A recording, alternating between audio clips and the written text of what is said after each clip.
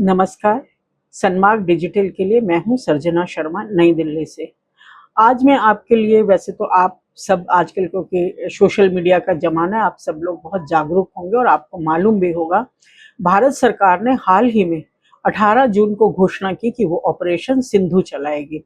अब ये ऑपरेशन सिंधु क्या है? ऑपरेशन सिंधु है कि ईरान और इज़राइल में, मध्य एशिया में ईरान और इज़राइल के बीच में जो भीषण सैन्य टकराव चल रहा है, जो एक दूसरे के ऊपर भयंकर हमले कर रहे हैं, उसके बीच में जो हमारे भारत के छात्र, हमारे भारत के नागरिक वहां फंसे हुए हैं, उनको सुरक्षित निकालने के लिए भारत सरकार ने ऑपरेशन सिंधु शुरू किया। ये ज्यादातर छात्र जो हैं वहां पर एमबीबीएस की पढ़ाई कर रहे हैं और कुछ लोग ऐसे हैं जो कि वहां पर और भी कुछ विषय पढ़ने के लिए गए थे, क्योंकि अभी जिस तरह का युद्ध ईरान और इजराइल के बीच में चल रहा है उसमें किसी का भी जीवन सुरक्षित नहीं है। कहीं भी कभी भी कुछ हो सकता है। इजराइल बार बार ईरान को चेतावनी दे रहा है कि आप अपना तेहरान को खाली करवा दीजिए, और उधर ईरान इजराइल को चेतावनी दे रहा है कि आप अपना तेल अवीव शहर खाली करवा दीजिए। तो ना ही जीवन ईरान में सुरक्षित है और ना ही जीवन इजराइल में सुरक्षित है, क्योंकि जिस तरह से एक दूसरे के ऊपर मिसाइल दागी जा रही हैं, जिस तरह से दोनों एक दूसरे के ऊपर ड्रोन से हमले कर रहे हैं, उससे हालात बहुत ज़्यादा खराब पैदा हो चुके हैं। तो ऐसे में भारत सरकार, हमेशा आपने देखा होगा कि पहले भी जब रूस और यूक्रेन के बीच में युद्ध हुआ था, तो भारत अपने सभी बच्चों को वहां से सुरक्षित निकाल के लाया था। केवल अपने बच्चे नहीं, और देशों के बच्चे जिन्होंने कि इस बारे में सोचा नहीं था कि उनके बच्चे वहां पढ़ रहे हैं, उन बच्चों को भी भारत वहां से सुरक्षित निकालकर यूक्रेन से भारत ले आया था और फिर नई दिल्ली से उनको उनके देश में भेजा गया था। तो अभी हाल ही में जो भारत सरकार है, ऑपरेशन सिंधु के तहत एक पहला चरण में 110 छात्रों को नई दिल्ली लेकर आई।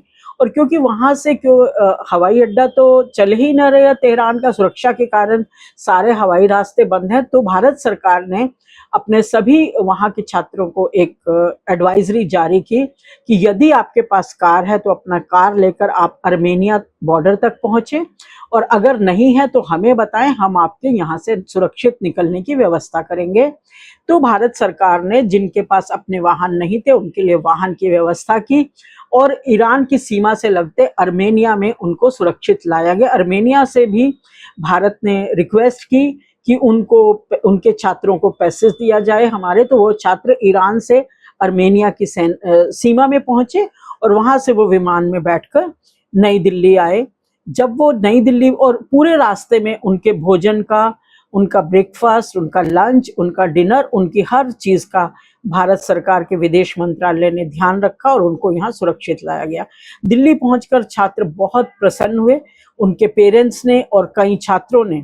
उन्होंने कहा कि भारत की विदेश नीति एक्सीलेंट, भारत की विदेश नीति एक्सीलेंट। तो ये बात मैं नहीं, ये वो बच्चे कह रहे हैं जिनको कि सुरक्षित लाया गया। और मैंने देखा कि एक बच्चे के फादर ने तो बोला कि वो शायद गाजियाबाद या कहीं मेरठ से थे, मेरठ से उनका बेटा वहां पर एमबीबीएस कर रहा है, कोई मुस्लिम थे। उन्होंने कहा कि इससे बेहतर कोई भी व्यवस्था नहीं हो सकती जो भारत सरकार अपने छात्रों के लिए करती है। लेकिन इन सब के बीच में एक थोड़ा सा बात ये भी है कि जो दिल को तकलीफ भी देती है कई बार, कि जो कश्मीर के छात्र हैं उन्होंने प्रदर्शन और नारेबाजी की।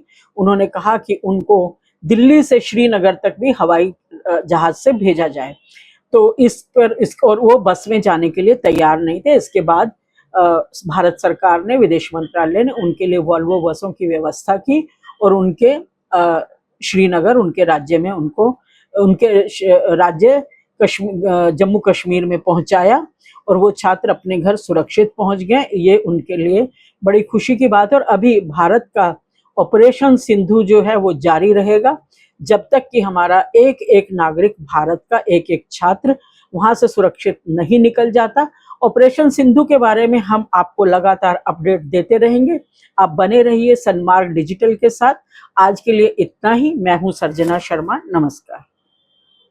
Shyam steel flexi strong TMT बार, ये स्ट्रॉन्ग के साथ फ्लेक्सिबल भी है। आपदा मुसीबत कोई भी आए, ये घर को अटूट बनाए। जब टीएमटी फ्लेक्सी स्ट्रॉन्ग, तो घर रहे हमेशा के लिए स्ट्रॉन्ग।